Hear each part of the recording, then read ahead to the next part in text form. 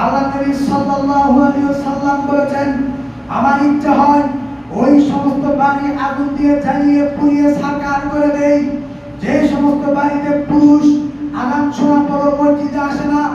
যদি ওই বাড়িতে মহিলা আর যদি শিশু সন্তান না থাকতো, তাহলে আমি তাদের বাড়ি আগুন দিয়ে জ্বালিয়ে পুড়িয়ে সাকার করে দেওয়ার অনুমতি দিতাম।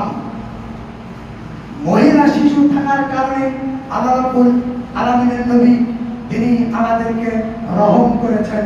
কিন্তু আযান শোনার পরে কোনো সুযোগ নাই বাড়িতে সালাত আদায় করা। আপনি যেখানে আযান শুনবেন, যে মসজিদে শুনবেন, সে মসজিদের মুয়াজ্জিনের আযানের জবাব দিয়ে মসজিদে গিয়ে জামাতে সালাত আদায় করবেন। আল্লাহ রাব্বুল আলামিন তিনি আমাদেরকে এই জন্যই এই দুনিয়ায় পাঠালেন। এই দুনিয়ায় আসার পরে আমাদেরকে সালাতের সংরক্ষণ করতে হবে।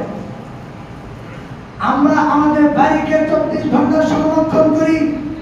বাড়িতে কখন লাইট প্রয়োজন, কখন ফ্যান নষ্ট হয়েছে, কখন কি প্রয়োজন, মসজিদে এভাবে সংরক্ষণ করতে হবে। মসজিদের কি প্রয়োজন, কি দরকার, কি সমস্যা সমাধান করতে হবে।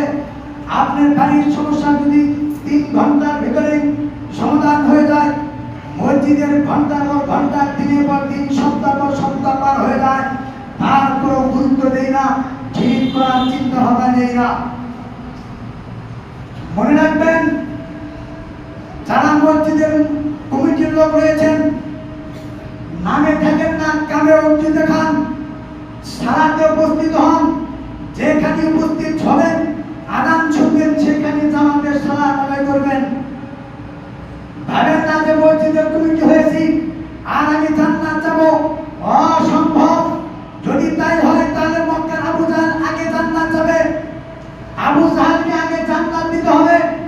আবু জাহলের কাছে মক্কার চাবি ছিল। আবু জাহল চাবি দিয়ে মক্কার দরজা খুলেছেন।